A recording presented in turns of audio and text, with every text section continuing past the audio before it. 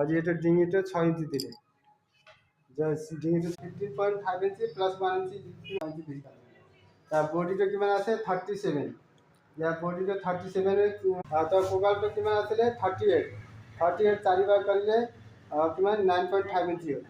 তাৰপিছত ইয়াৰ তলত 1.5 inch 1 inch মান দিলে হ'ল তলত টেকিংটো 1.2 দিব নালাগে 1 ইঞ্চি দিলে হ'ল